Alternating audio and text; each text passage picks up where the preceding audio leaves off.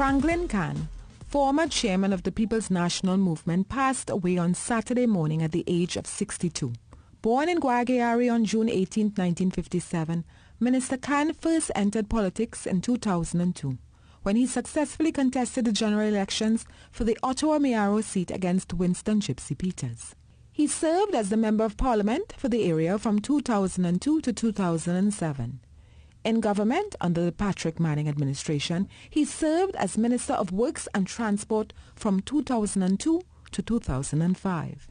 In the year 2015, Mr. Khan was appointed as the Minister of Rural Development and Local Government under the Keith Rowley administration. And in 2016, he was appointed as the Minister of Energy and Energy Industries, a position that he held until his passing after being reappointed to the position in August 2020. Minister Khan held a Bachelor of Science degree in Geology and Geography that he earned in 1980 from the UWI Mona campus, and an MBA that he achieved in 2007 from the Arthur Lockjack Graduate School of Business. Minister Khan leaves to mourn his wife Laura and two children, Cara and Karen. Terry Ann Brown Campbell, TTT News. Thank you so much, Karen, for that report. Of course, we're talking about the former Minister of Energy and Energy Industries, the Honorable Franklin Khan, who passed away Saturday morning. And here to talk with us about him is the CEO of the Trinidad and Tobago Energy Chamber, Dr. Thackeray Driver. Good morning to you, Dr. Driver. Good morning. And how are you doing? I'm okay, thank you. All right, talk to us, Dr. Driver. When you think of Franklin Khan, especially in his work as Minister of Energies, what was the kind of interaction that you had with him as the CEO of the Energy Chamber? Well, I mean, obviously, as the CEO of the Chamber, you have always very close interactions with the Minister of Energy. But there was obviously a much longer history of interaction with Franklin Khan, going back over decades. He was an energy industry professional before he entered politics. So my personal dealings with him really go back to when he first had come as the minister with responsibility for works and for local government in the Patrick Manning administration. And then that relationship had continued throughout. When the PNM were in opposition, I maintained very close relationships with him then. In the leader of the opposition's office, and then he then came as minister, and we obviously worked very closely. Had a very good cordial working relationship with him. He was a consummate professional, and he'll be very sorely missed. Yeah, how would you describe him? Because a lot of people seem to just know Franklin Khan with a smile, but don't really have any personal insight as to who the man was. Well, he was quite a humble man. He was very sort of open to discussions in one-to-one meetings. He would listen to other views and other opinions very openly. He did have his trademark smile. He was, but that sort of, I think, perhaps sometimes covered that he was really quite certain about what he wanted and would have a very clear opinion and very passionate about the things that he was trying to achieve. And if there's one thing that stands out to you in terms of what he would have done as the Minister of Energy, what would that be? Well, the one thing I would like to highlight, which is perhaps not as well known by the public, was he was really passionate about developing young industry professionals. He I think really saw that as what he was trying to develop as his legacy. So one of the things he had done in the last few years, he'd brought a lot of young, very, very bright, qualified scholarship winners into the Ministry of Energy. And he was really passionate about trying to create a career path for them. He saw that as important for building the strength of the Ministry of Energy. He saw that institutional strength of the Ministry of Energy as being very important for the future of the country, and to have people there who could have the discussions and negotiations with the multinational oil and gas companies, and he was very passionate about bringing young Trinidad and Tobago citizens into those roles, and just seeing them their individual development. So his sort of interest in education I mean, particularly any young people from the southeast of the country, where he was from. And I think he saw himself as really benefiting from the educational opportunities which Trinidad had offered to him. His ability to become an energy industry professional, all that had given him personally.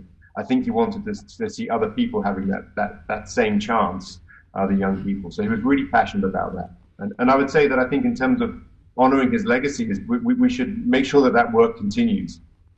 Right. And what do you think that maybe create some opportunities for those young people from the Southern Belt so that they can continue to develop and to grow in the energy sector?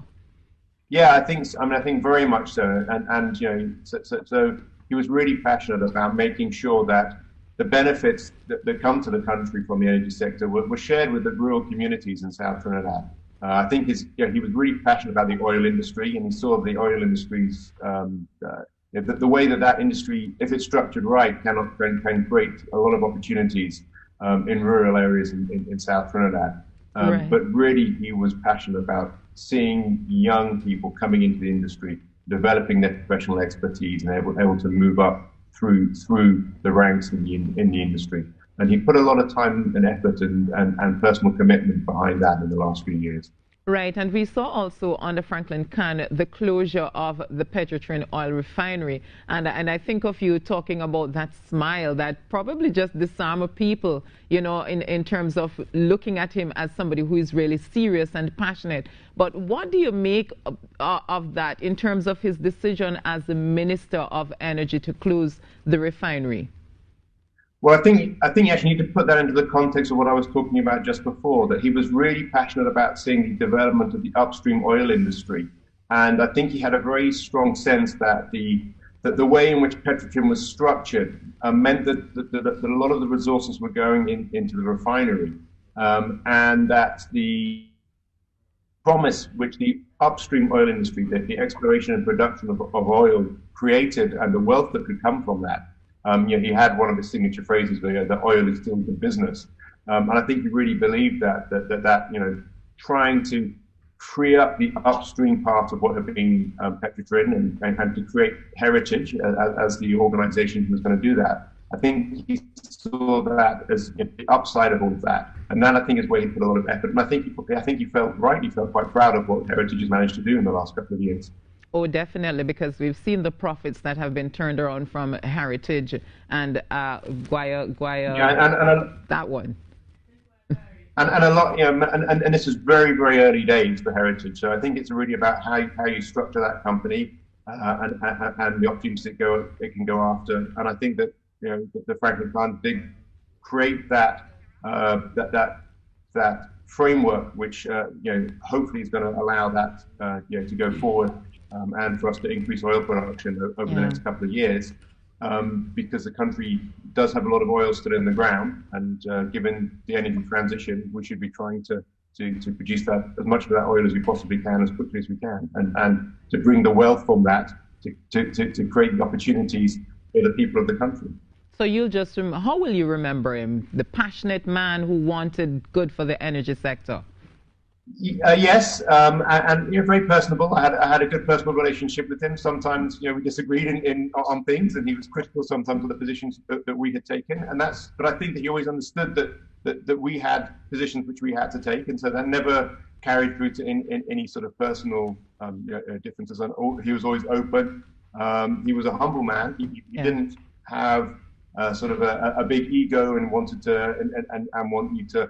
To give him sort of the ministerial bells and whistles. He'd be very happy just to sit across a table and have a chat with you and listen to your views and exchange opinions, and happily listen to other opinions and different opinions from what he had, and would consider them and listen carefully. All right, Dr. Driver, I want to thank you so much for sharing your story with us about former Minister Kahn. We appreciate it. Thank you so much. My pleasure. CEO of the Energy Chamber, Dr. Thackeray Driver, there talking to us, and he said a very humble man, but a passionate one about the energy sector. We take that break and we'll be back with you.